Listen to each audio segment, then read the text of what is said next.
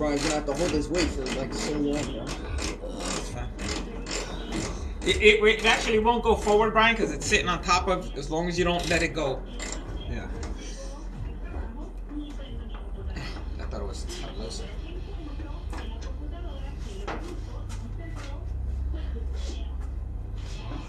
Right there.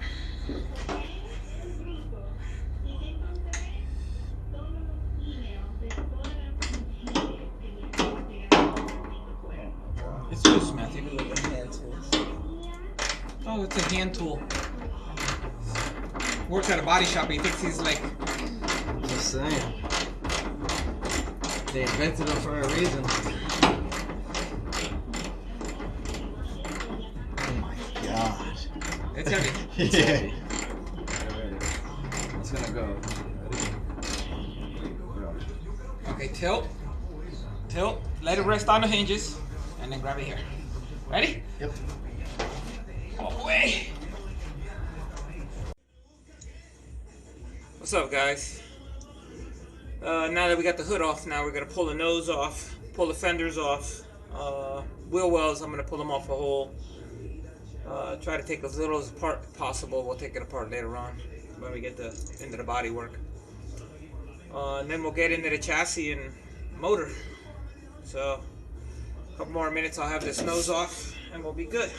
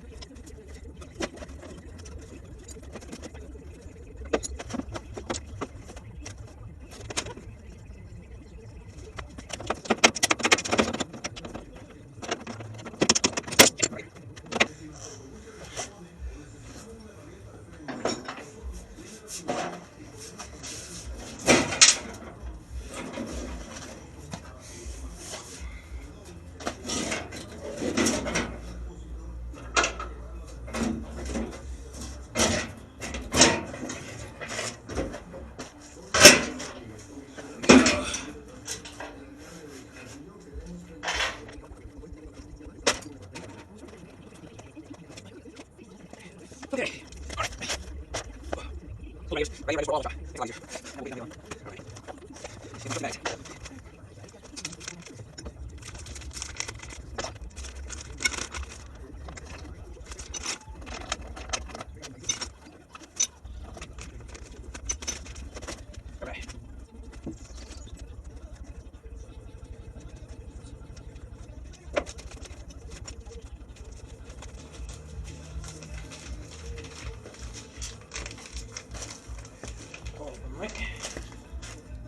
Wait a minute. These were bumper brackets. Okay. Yeah, that's bumper brackets.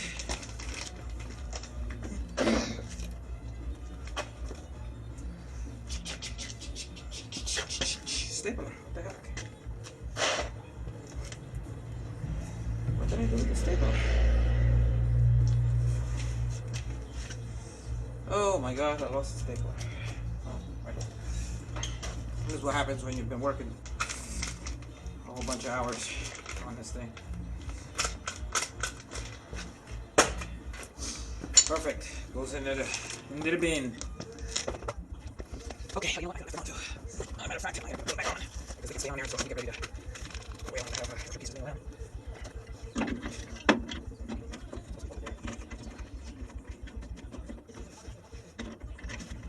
Try to get that one off. That was good. Perfect. Now, when we loosen this, this radiator, of course, I want to move, so I gotta be careful.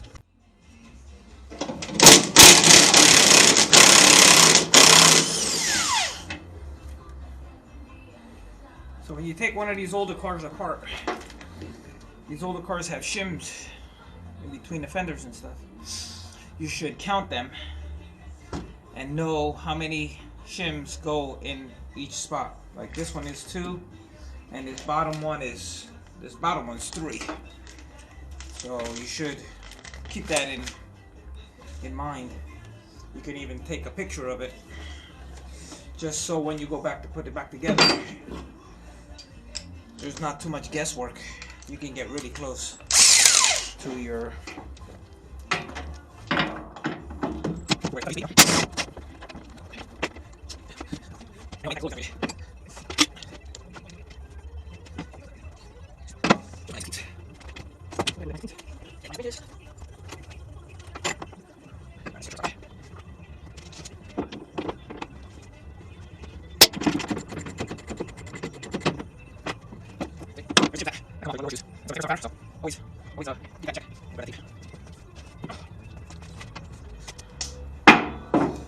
So this is what I like to do.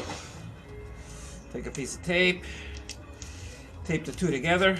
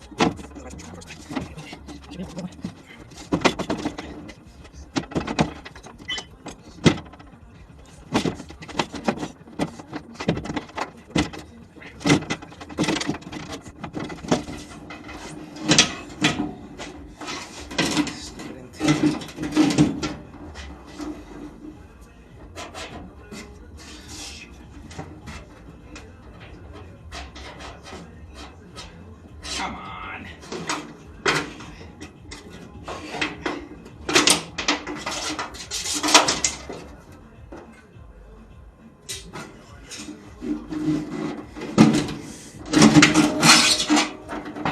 Well, that's the crap out of that lure.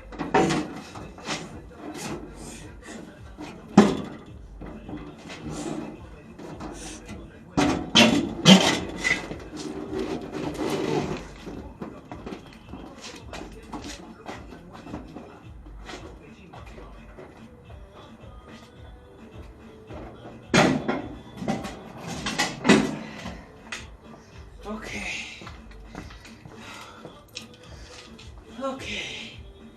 That's fender 2.